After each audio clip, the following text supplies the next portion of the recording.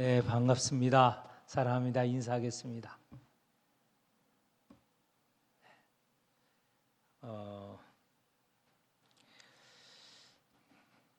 짧은 본문입니다. 오늘 말씀 제목은 밝히 보다라고 제목을 정하여 보았는데, 이 내용 한마디로 말하면 주님을 제대로 보느냐 그렇지 않느냐 하는 내용의 말씀입니다. 지난 시간에도 주제는 제자들이 선생님이신 예수님을 제대로 알고 믿고 있느냐라는 내용이었죠. 지난 시간과 이번 시간이 이어지는 말씀이기도 합니다. 지난 시간에는 배를 타고 가는데 제자들에게는 떡 한 개만 있었습니다. 근데 마침 예수님께서는 제자들에게 바리새인과 헤롯의 누룩을 조심하라, 그들의 영향력, 그들의 생활 태도, 그들이 말하는 것을 조심하라는 그런 의도로 말씀을 시작하는데, 누룩은 떡을 부풀리는 데 사용되는 것 아닙니까? 그러니 제자들은 우리가 떡 한 개만 갖고 있는 것 알고 있구나,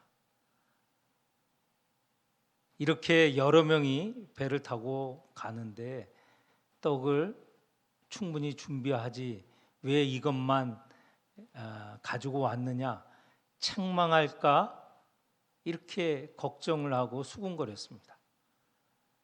예수님의 말씀은 그런 의도가 아닌데, 그들은 자기들이 생각하는, 지금 하고 있는 일을 보면서 그렇게 수군거린 것입니다. 예수님이 그것을 아시고 그들의 믿음 없음에 대해 책망하셨습니다. 조금 전에 7개의 떡과 2마리의 물고기로 4,000명을 먹이시고, 조금 더 전에는 5개의 떡과 2마리의 물고기로 남자만 5,000명을 먹이신 일이 있는데, 이 떡 한 개만 있다고 걱정하고 근심하는 제자들, 그들의 믿음 없음에 대해서 책망하셨죠.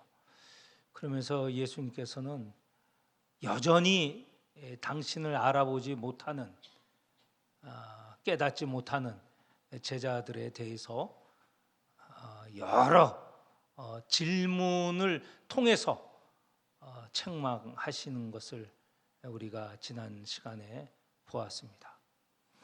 오늘도 마찬가지 내용인데,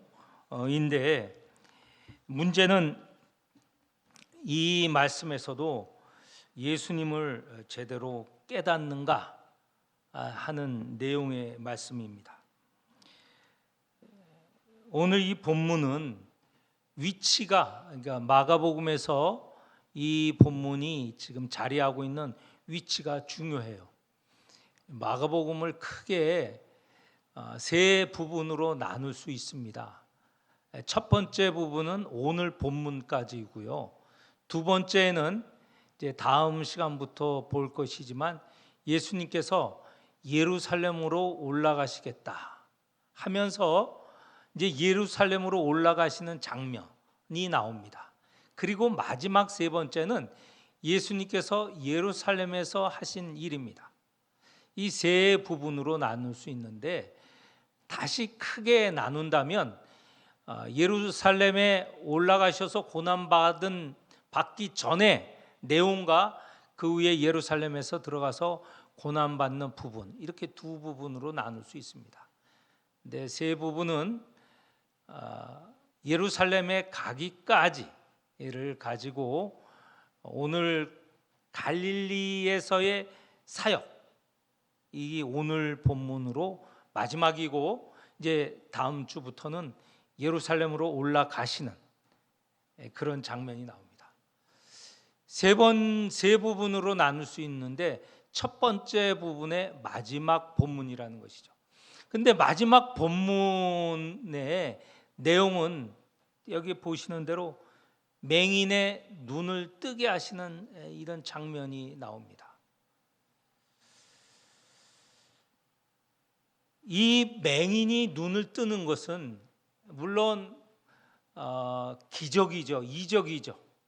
그런데 맹인이 눈을 뜨게 되는 것은, 그리고 뭐 다른 이적도 포함되긴 하지만, 이 맹인이 눈을 뜬다는 것은 무엇을 말하느냐? 그것은 메시아가 오시는 때 맹인이 눈을 뜨게 되고, 그리고 듣지 못하는 자가 귀가 열리는 일이 일어납니다. 못 듣는 자가 듣게 되고 보지 못하는 자가 보게 되는 때는 다른 때가 아니라 이스라엘이 그렇게 해도 기다리는 메시아가 오는 때라는 것이죠. 이 성경에 이사야서에 보면 제가 두 군데를 한번 읽어 드리도록 하겠습니다. 이사야 29장에 이런 말씀이 있습니다. 그날에 못 듣는 사람이 책의 말을 들을 것이요. 성경의 말씀을 듣는다는 것이죠. 어둡고 캄캄한 데에서 맹인의 눈이 볼 것이요. 이 그날이라는 것은 메시아 그리스도가 오시는 날, 보지 못하는 맹인이 보게 된다는 것입니다. 또 한 부분 이사야 35장에 보면 그때에 맹인의 눈이 밝을 것이며, 그때라는 것은 메시아 그리스도가 오시는 때 맹인이 눈이 떠서 보게 된다는 것이죠. 그러니까 맹인이 눈이 뜨게 된다는 것은 이 그리스도가 오시는 것을 말하는 것이고요. 지금 이 자리, 지금 오늘 우리가 읽은 본문 벳세다에서 맹인이 눈을 뜨게 됐다는 것은 제자들과 사람들 사이에 누가 있다는 거예요? 그리스도가 계시다는 거예요. 그 그리스도는 다름이 아닌 예수 그리스도가 계신다는 말이죠. 예수님께서 누가복음에 보면 여러 차례 당신이 와서 맹인의 눈을 뜨게 하신다는 것을 말씀하십니다. 누가복음 4장은 유명한 말이죠. 그리스도가 오신 것을 말하는 내용인데요. 누가복음 4장 18절에 이런 말씀이 있죠. 주의 성령이 내게 임하셨으니 이는 가난한 자에게 복음을 전하게 하시려고 내게 기름을 부으시고 나를 보내사 여러 가지 일이 있는데 그 중에 대표적인 게 눈먼 자에게 다시 보게 함을 전파하며. 그러니까 그리스도가 오셔서 그 그리스도께 성령이 임하시면 그리스도께서 하시는 일 가운데 중요한 일 하나가 눈먼 자가 눈을 뜨게 된다는 일이죠. 예수님께서 그렇게 하시는 거예요. 지금 당신이 그리스도로 오셔서 눈먼 자, 맹인의 눈을 뜨게 하고 있다는 거예요. 계속 그렇게 말씀하세요. 누가복음 7장에도 말씀하십니다. 이 말씀은 어디에서 나오는 말이냐면 세례 요한이 갇혀 있을 때입니다. 세례 요한이 예전에 예수께서 그리스도라는 것을 증언을 했어요. 그런데 그 예수에 대해서 이 분명한 믿음이 없었습니다. 그리고 지금은 옥에 갇혀 있어요. 그냥 얼마나 답답하겠습니까? 그래서 세례 요한이 자기의 제자를 예수님께 보내어서 오실 그리스도가 당신입니까? 이렇게 물어보게 하지 않았습니까? 그때 예수님께서 하신 말씀 누가복음 7장입니다. 예수께서 대답하여 이르시되 너희는 가서 보고 들은 것을 요한에게 알리되 맹인이 보며. 지금 예수님께서 맹인의 눈을 뜨게 하신 거예요. 그거는 다름이 아니라 바로 그 눈을 뜨게 하는 분이 그리스도다. 그 그리스도가 바로 당신이다 라는 것을 요한에게 가서 알려주라 라는 말씀 아닙니까? 예수님께서 복음서 곳곳에 맹인의 눈을 뜨게 하는 일이 있어요. 귀가 들리지 않는 자의 귀를 열게 해주시는 것이 있어요. 그것이 대표적으로 그리스도가 오시는 표적이에요. 예수님께서는 여러 차례 맹인의 눈을 뜨게 하셨습니다.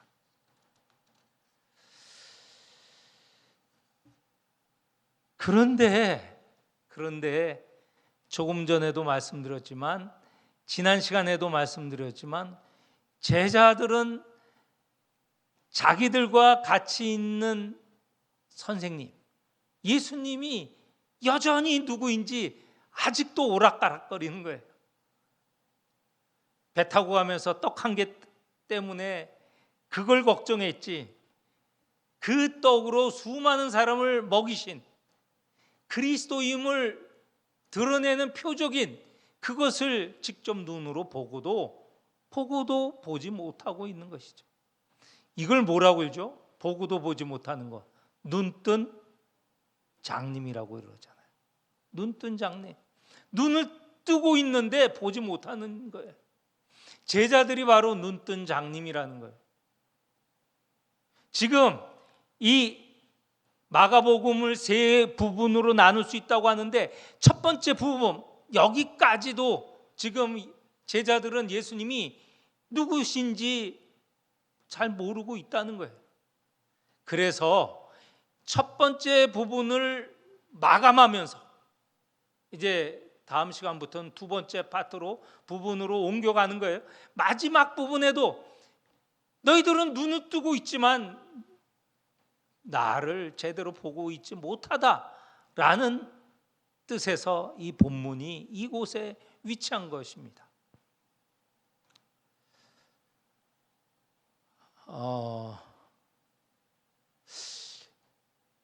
이 참 문제죠. 제자들이 오랫동안, 아마 3년을 이 갈릴리에서 함께 다니셨어요. 이제 두 번째 파트에서 세 번째 파트는 시간이 얼마 안 돼요. 불과 한두 달 사이에 일어난 일이에요. 왜냐하면 갈릴리에서 예루살렘으로 가는 그 길이 그렇게 오래된 거 아니에요. 뭐 두세 달도 아니고 한 달 정도 안에서 이루어진 사건이 두 번째 파트, 세 번째 파트예요. 그 전에는 지금 오늘 이 본문에 이르기까지 한 3년을 예수님과 함께 다닌 기간이에요. 갈릴리에서는요, 많은 이적을 베풀었어요. 앞으로 예루살렘으로 가고 예루살렘 안에서는 기적을 베푸시지 않으세요.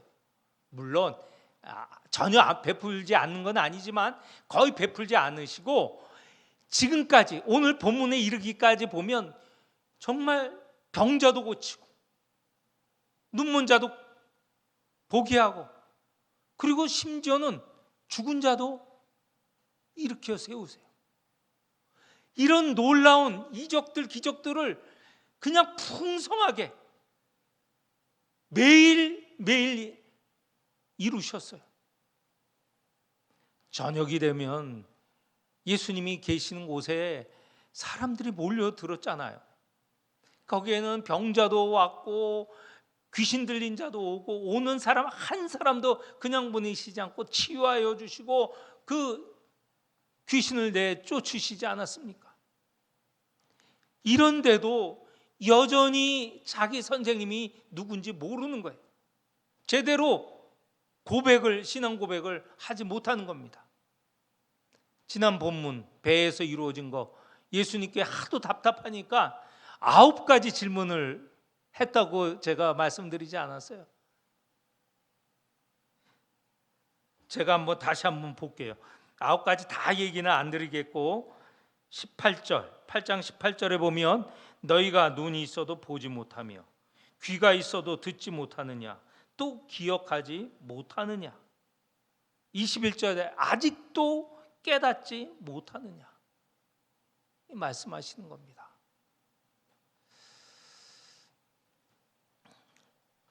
그러면 이제 우리 자신을 살펴봐야죠.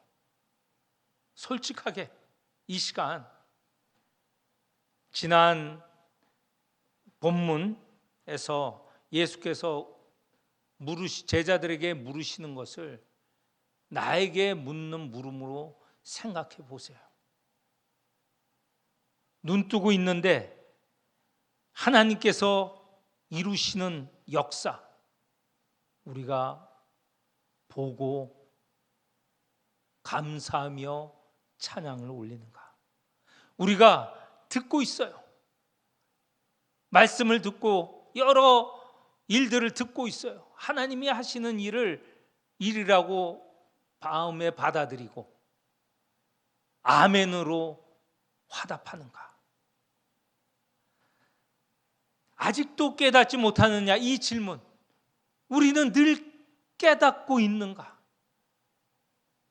얼마나 많은 말씀을 듣습니까? 적어도 일주일에 한 번 주일에 와서 예배에 참여하면서 하나님의 말씀을 듣고 있지 않습니까? 또 어떤 분은 매일 말씀을 읽으면서 하나님의 말씀을 듣지 않습니까? 또 이렇게 수요 기도에도 오고 있습니다.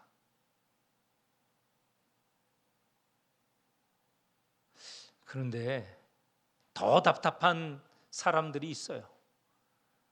이거 하나님의 말씀이다. 이 말씀이 생명의 말씀이고 진리의 말씀이다. 우리를 구원에 이르게 하는 말씀이다 라고 강조하는데도 귀 막고 있는 사람 있지 않습니까?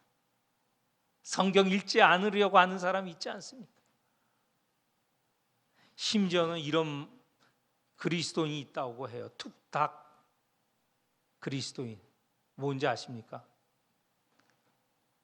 주일날 돼서 그래도 예배는 드리러 가야지 하는데 성경이 어디 있는지 몰라요. 그래서 성경을 찾아요. 성경을 보지 않으니 거기에 먼지가 쌓여요. 그러니까 성경을 들고 탁 쳐요. 그래서 먼지를 이렇게 떨구고 오는 그리스도인 탁 친다. 툭탁 이 성경을 친다는 뜻 아닙니까? 이런 그리스도인도 있다고 합니다.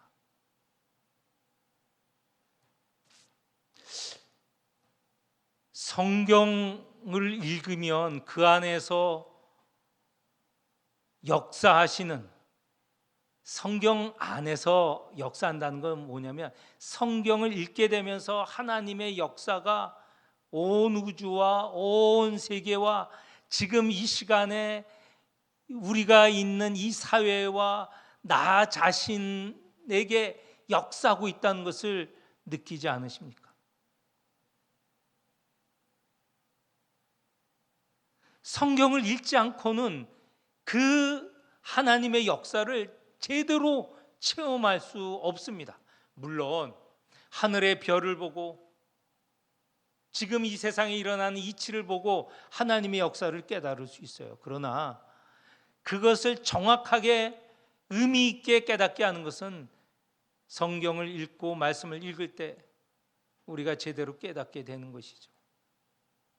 제자들은 예수님과 함께 말씀이신 예수님, 그리고 말씀하시는 예수님, 기적을 베푸시는 예수님, 그 예수님이 말할 때 듣고 예수님이 행하시는 표적을 눈으로 보고 예수님이 늘 다정하게 동행하실 때 마음으로 느껴야 되지 않겠어요?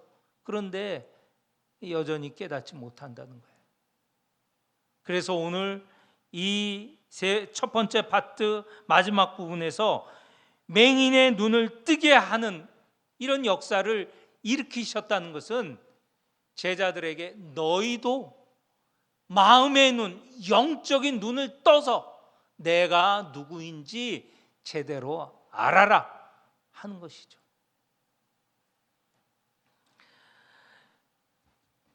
눈이 뜨게 된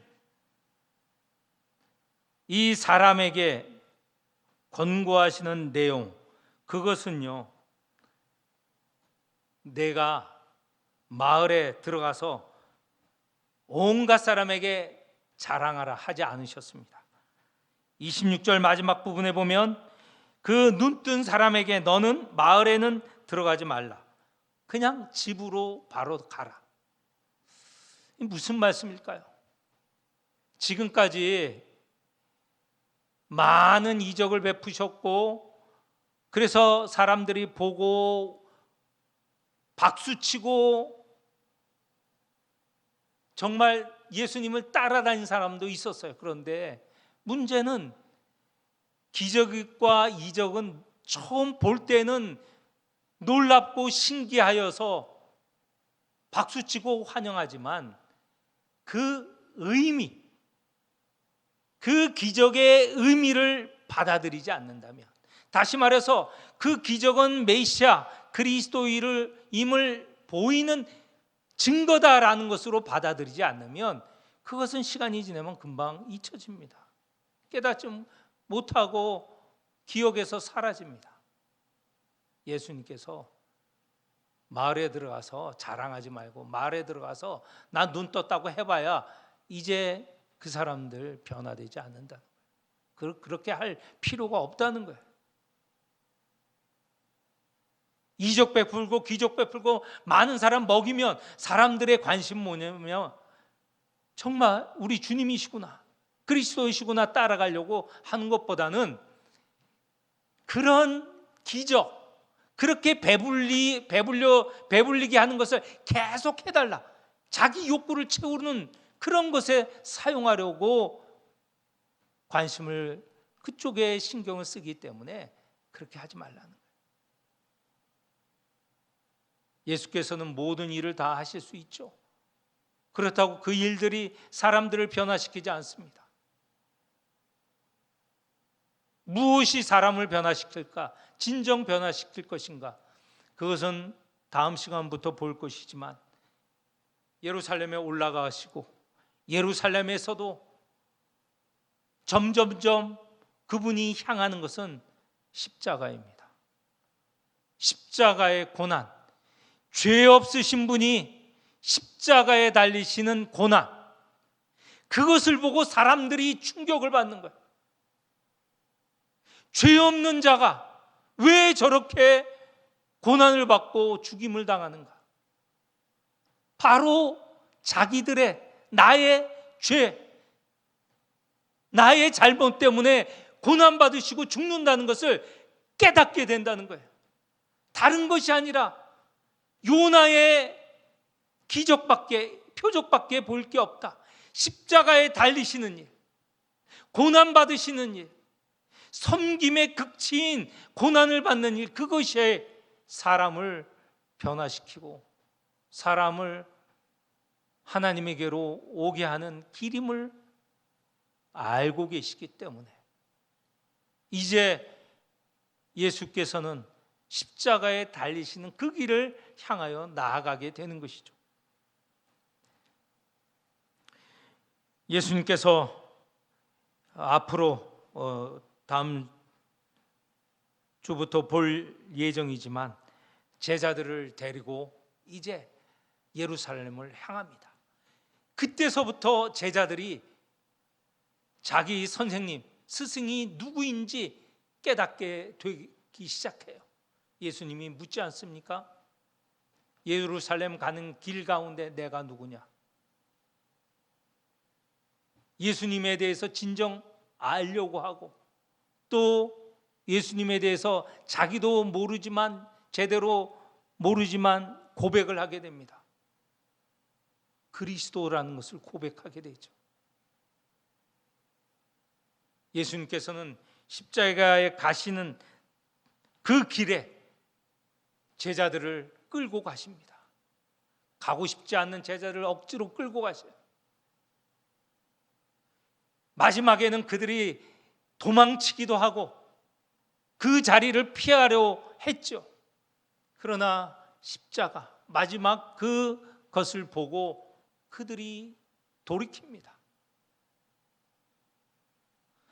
오늘 이 말씀 우리에게 물으십니다. 이 말씀을 통해서 너는 나를 제대로 보느냐? 눈뜬 장님인가? 아니면 제대로 보고 있는가? 물으십니다. 어떻게 답하시겠습니까? 우리에게 이 한 주간 이 말씀이 우리를 인도하는 말씀이 되시기를 축원합니다.